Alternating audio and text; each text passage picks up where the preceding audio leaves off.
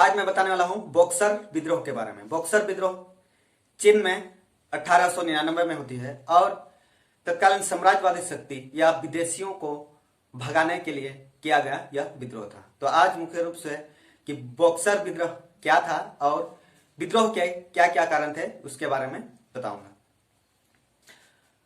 Boxer विद्रोह जो है चीन में 1899 में होती है और इस विद्रोह का नेतृत्व जो है ई हो चुआन यानी कि अटूट भ्रातृत्व नामक एक गुप्त संस्था से संबंधित विद्रोह थी।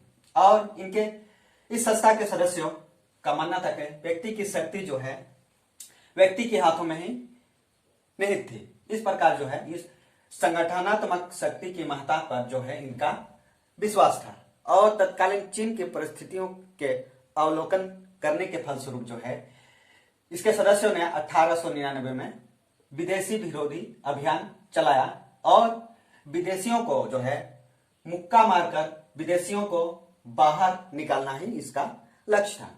इसमें जो है मुक्का मारकर या मुक्का मारना मतलब है से तात्पर्य है कि संगठनात्मक शक्ति की अभियान द्वारा विदेशियों को भगाना, यानी कि मुक्का मारना मतलब संगठित होने से है। इस प्रकार जो है मुक्का मारना मतलब संगठित होने से है और इस प्रकार जो है विदेशियों को भगाने के लिए किया गया विद्रोह ही बॉक्सर विद्रोह कहलाता है। अब कारणों के बारे में देखते हैं। पहला कारण है विदेशी विरोधी भावना।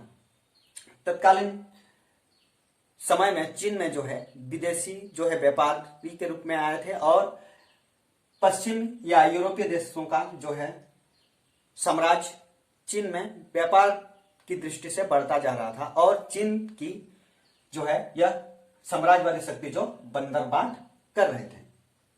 हम देखते हैं कि चीन के इतिहास में 1842, 1858, 1860 और 1894-95 में विदेशी शक्तियों के साथ चीन की युद्ध होती है और चीन की जो है पराजय होती है। यह जो है चीन के लिए जो है यह राष्ट्रीय अपमान वाली बात थी।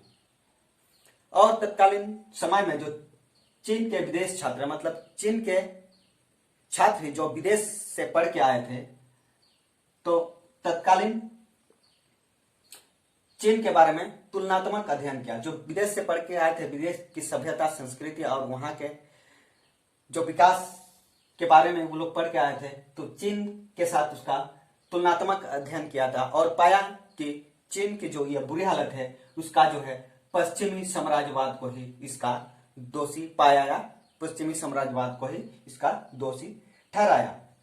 तो इन शिक्षित लोगों द्वारा जो है विदेशी लोगों को निकालने के लिए और चीन में सुधार करने के लिए आंदोलन चलाया। लेकिन तत्कालीन मंचू सरकार जो है विदेशियों के साथ मिलकर जो इस आंदोलन को कुचला।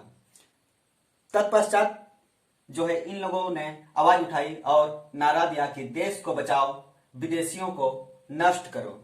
इस प्रकार जो है विदेशी विरोधी भावना जो है बॉक्सर युद्ध का पहला कारण देखने को मिलता है। दूसरा कारण में है चीनी सरकार की निर्बलता। तत्कालीन समय में चीन में मंचू वंश का सरकार था, यानी कि मंचू सरकार की शासन थी और जब भी सुधार के लिए या कुछ भी विद्रोह चीन में होता था तो उस आंतरिक विद्रोह का दमन जो है यह विदेशी शक्तियों के साथ मिलकर दमन कर दिया जाता था। इस प्रकार जो है चीन की मंचू सरकार ने विदेशियों को आश्रय दे दिया था। इस प्रकार जो है चीन के साथ जो है विदेशियों का गठबंधन था। तो आम जनता या चीनी राष्ट्रपति जो है कहने लगे कि जिसका विदेशियों से गठबंधन हो ऐसे सरकार को चीन की सरकार में रहने का अधिकार नहीं है। इसके साथ साथ देखते हैं कि तत्कालीन समय में चीन की 6 प्रांत में भीषण अकाल पड़ता है और यालू नदी में बाढ़ के कारण जो है गेहूं और बजरे तो नष्ट होते ही हैं और साथ ही साथ जो नदी किनारे यालू नदी के किनारे जो रहने वाले थे उनका भी बहुत हानि होता है और तत्कालीन चीनी सरकार जो है इसको सहायता नहीं दे पाती है या सहायता देने में असफल होती है। तो इस प्रकार देखते हैं कि चीनी सरकार की निर्बलता साबित हो जाती है और इस निर्बलता के कारण ही बॉक्सर विद्रोह का कारण बनती है। तीसरा कारण में है विदेशी शासन की स्थापना का भय। तत्कालीन यूरोपीय देश जो व्यापार के कारण आए थे और व्यापार ही उसका लक्ष्य था, लेकिन व्यापार को बढ़ाते बढ़ाते चीन में जो है उसके शिकंजे बढ़ते जा रहे थे।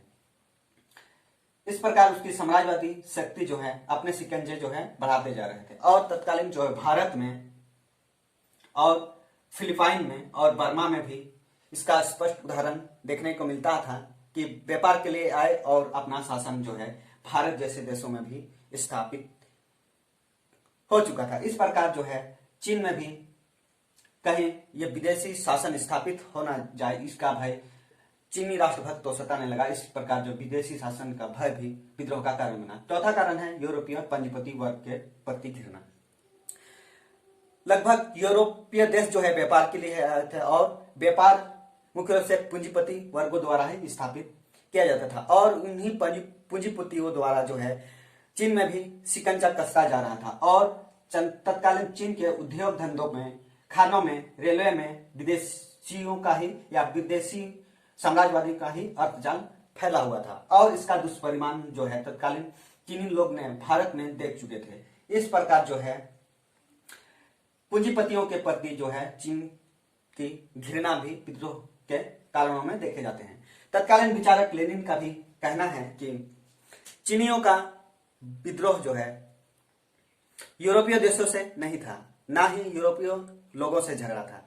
विशेष रूप से तो उनका पूंजीपति वर्ग के प्रति घृणा था और तत्कालीन सरकार के प्रति घृणा था जो पूंजीपतियों के अधीनस्थ सरकार चल रही थी। इस प्रकार पूंजीपति के प्रति घृणा भी विद्रोह के कारण में देखा जाता है। पांचवा कारण है धार्मिक कारण।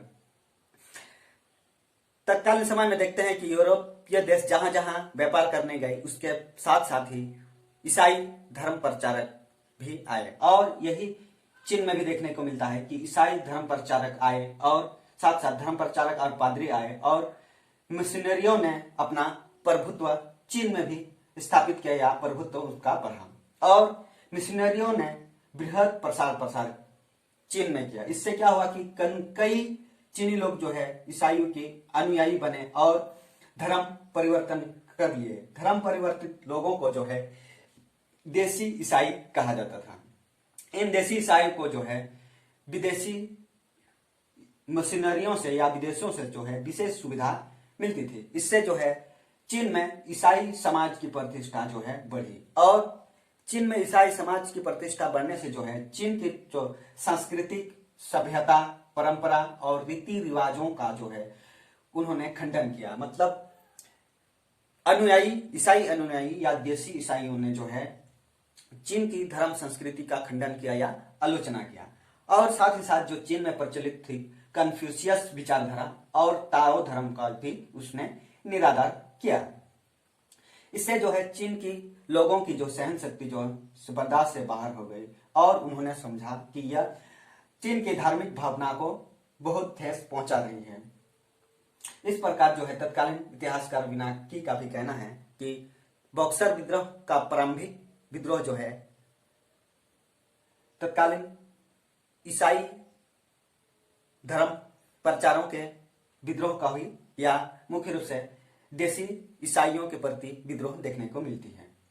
इसके इतना ही नहीं, इसके साथ साथ यह भी देखने को मिलती है कि जो ईसाई जो है, जो देसी ईसाई है, उसका भी वकालत चीन में करने लगे। इस प्रकार जो है धार्मिक कारण भी बक्सर विद्रोह के कारण में देखा जा सकता है। इस प्रकार इन कारणों को फलस्वरूप जो है हुचुआन नामक संस्था ने विदेशियों को भगाने के लिए और चीन के सभ्यता संस्कृति के लिए विद्रोह कर दिया और सबसे भयंकर जो पहला विद्रोह जो चीन के शांतुंग शहर में 1899 में देखती है। शांतुंग में विद्रोह प्रारंभ होने का मुख्य कारण था कि शांतुंग का जो गवर्नर था वो विदेशी विरोधी और ईसाई विरोधी था। इस प्रकार जो है शांतुंग में पहला विद्रोह देखने को मिलता है। इसके साथ साथ चिली में भी विद्रोह की आग फैली।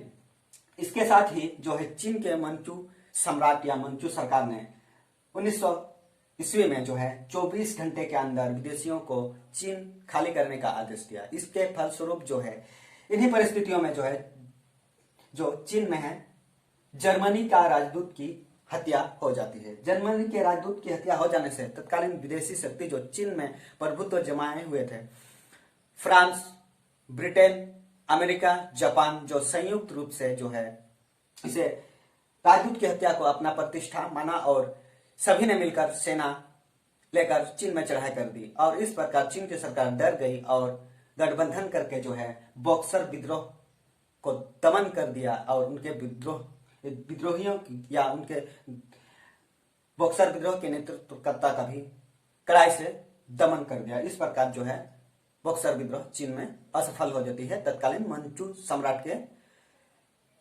विदेशियों से गठबंधन के फल